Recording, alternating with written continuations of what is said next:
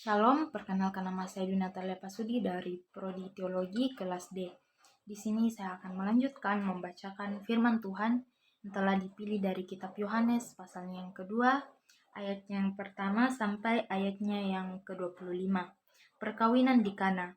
Pada hari ketiga ada perkawinan di Kana yang di Galilea dan ibu Yesus ada di situ.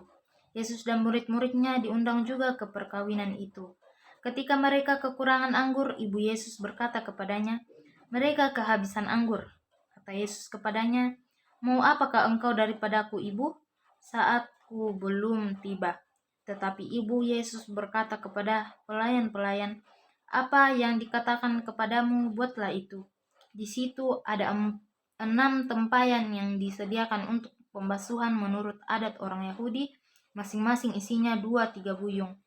Yesus berkata kepada pelayan-pelayan itu, "Isilah tempayan-tempayan itu penuh dengan air." Dan mereka pun mengisinya sampai penuh. Lalu kata Yesus kepada mereka, "Sekarang cedoklah dan bawalah kepada pemimpin pesta." Lalu mereka pun membawanya.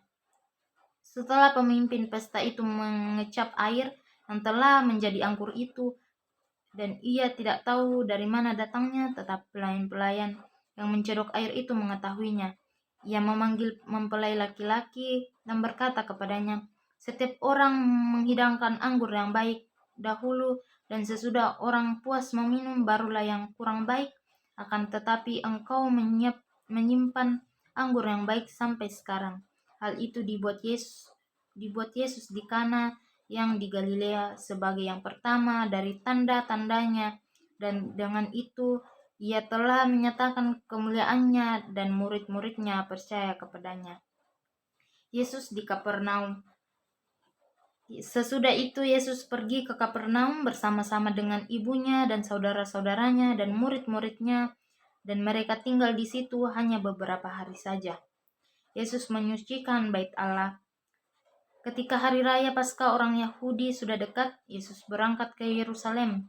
Dalam bait suci didapatinya pedagang-pedagang lembu, kambing domba, dan merpati, dan penukar-penukar uang duduk di situ.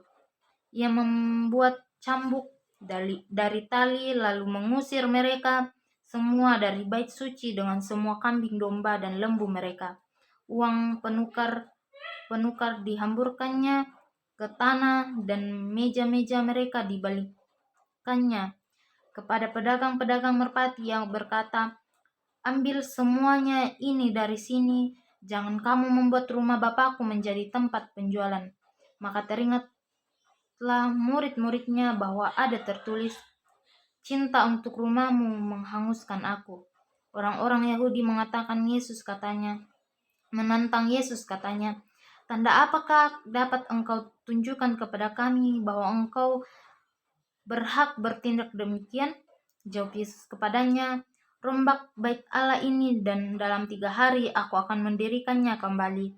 Lalu kata orang Yahudi kepadanya, 46 tahun orang mendirikan bait Allah ini, dan engkau dapat membangunnya dalam 3 hari? Tetapi yang dimaksudkannya dengan bait Allah ialah tubuhnya sendiri. Kemudian sesudah ia bangkit dari antara orang mati, barulah teringat oleh murid-muridnya bahwa hal itu telah dinyatakannya, dan mereka pun percaya akan kitab suci dan akan perkataan yang telah diucapkan Yesus. Dan sementara ia di Yerusalem selama hari raya Paskah, banyak orang percaya dalam namanya karena mereka telah melihat tanda-tanda yang diadakannya. Tetapi Yesus sendiri tidak mempercayakan dirinya kepada mereka, karena ia mengenal mereka semua, dan karena tidak perlu seorang pun memberi kesaksian kepadanya tentang manusia, sebab ia tahu apa yang ada di dalam hati manusia. Terpujilah nama Tuhan.